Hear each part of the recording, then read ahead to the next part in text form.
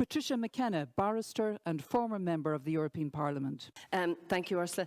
In relation to access to all for all to education, that means that we have to look at the barriers that are in place that people can't overcome to get into education. Now, people from, and as has already been said, people from disadvantaged backgrounds, working class, disadvantaged areas, also, for example, the travelling community and lone parents are all people who have huge problems in relation to access to third-level education. Now, as has already been said, in relation to the percentage of people from working class and poor disadvantaged areas, only about 20% of those people are likely to access third-level education, whereas about over 90% of people from affluent areas and well-off backgrounds are going to access third-level education. Now, one of the biggest problems, and it faces everyone, and this is one of the things I think needs to be tackled, because it doesn't just affect disadvantaged, but it affects everybody who's either at college at the moment or has children who are actually going to third-level education at the moment, and that is access to accommodation. It is completely unacceptable, the level or the prices of access to accommodation that is happening in this country.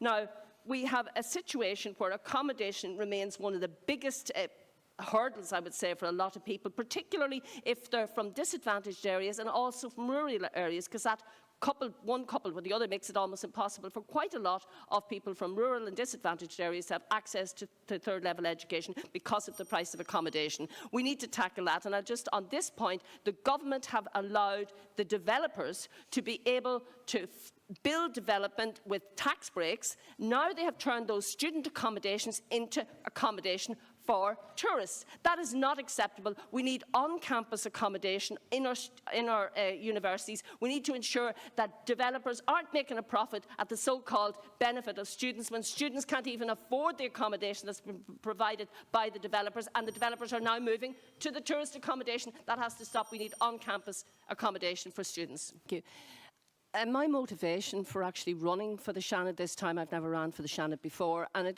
there are two main concerns. One is in relation to the lack of balanced debate in Irish society, and it's got worse actually over the last 2 years, where we only hear one side of the argument. So therefore we have people all living in these echo chambers, only talking to and listening to those they agree with. And I don't believe that's actually healthy for democracy. I think we need to open up the debate and allow both sides to be heard. Whether we agree with the other side or not, it doesn't matter. We still have to hear them, and I think it's extremely important, because whatever decisions are arrived at, it will be through balanced, open debate, and I've a long track record on that in relation to a case I took against the government on the issue. The second thing is in relation to reform of the Seanad, because as we've all said here tonight, the Seanad is an extremely important house of the Oireachtas. It's the one that's supposed to vet the legislation coming from the Dáil, and it's supposed to have an input. The big problem is how the Seanad is selected the seats. There are only the 6 university seats that are anyway democratically elected, and even within that, as people have said, it's the elite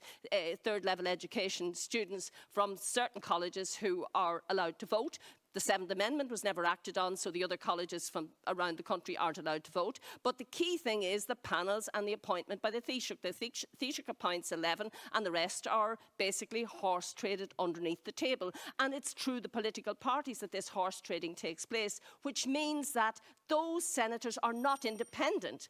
They have to look over their shoulder at their party leader in the Dáil in relation to what position they take on any bills that comes before them. That is not what the Seanad was meant to be. We had a referendum. There were people saying we want to abolish it. Other people said we wanted to reform it. I was in favour of keeping the Seanad, and I was in favour of reform. We've got nothing on that since, and that would be a priority, because we need the Seanad to be an effective scrutiniser of legislation coming from the Dáil, and that means we have to have the people inside the Seanad independent of the parties in the Dáil. Ursula, the invasion of Ukraine is illegal, in my opinion. War crimes are happening as we speak. And it is good to see that the international community is speaking out against what's happening. My just one little regret is that they didn't speak out on Yemen, on Afghanistan, on Iraq and other places. It almost seems like, because it's closer to home, somehow that, you know, white Westerners or almost Westerners or whatever you want to call them, that we can speak out on that. I just feel it's not fair to those that are suffering as we speak, for example, in Yemen. We need to talk about all wars, and we need to address all wars in the same way. Now, in relation to Ukraine, Ukraine is a country that has suffered dramatically under Stalin and then under Hitler. Don't forget Babi Yar. I was in Ukraine just after the Cold War. Babi Yar is a place in Ukraine where the biggest single massacre in the Holocaust took place, where almost 34,000 Jews were killed inside 2 days. So the Ukrainians have a lot to be concerned about. Interestingly enough, that Babi Yar was brushed under the carpet for some strange reason for many years. Even when I was in the Ukraine, people didn't really know about it, Ukrainians themselves, so it was quite unusual. What I want to get now to is what the government are doing. I feel that the government have actually failed to use their neutrality constructively and positively. We got a seat at the UN, and one of the reasons we got the seat at the UN was because we were a neutral country. Statements from our government and from Minister Coveney, etc., criticising the ambassador, calling him a liar, is not helpful, because we all know ambassadors are told to say what their government and what Putin at home is telling him, and also to expel the ambassador. That is not keeping lines of communication open. I feel it's unfortunate that our government has not done enough, and I would agree with what was said previously by my Iraqi friend in relation to, and he knows from experience what it's like to live through a war. We need to ensure that we keep communications open, that we keep dialogue open, and that we use our neutrality positively. And I think that Simon Coveney has to reconsider his position, and we can't align ourselves simply with NATO. We need to remain neutral to ensure peace is negotiated.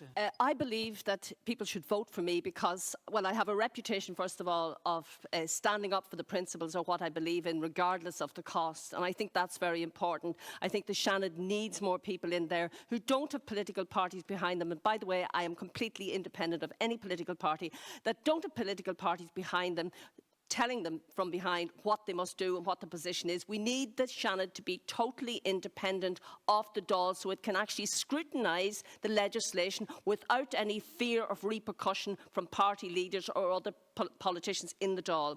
I believe that for myself, I think standing up for what you believe is extremely important. I also think that my own track record, I was a member of the European Parliament for 10 years. I was involved in drafting legislation. I was involved in negotiating legislation. I was involved with the conciliation procedures with the Council, Commission and the European Parliament. I have a long track record on politics and being effective in the European Parliament. And my study in Trinity, I think, gave me that extra added advantage of the law and politics, which I am very grateful to Trinity for. Thank you, Patricia.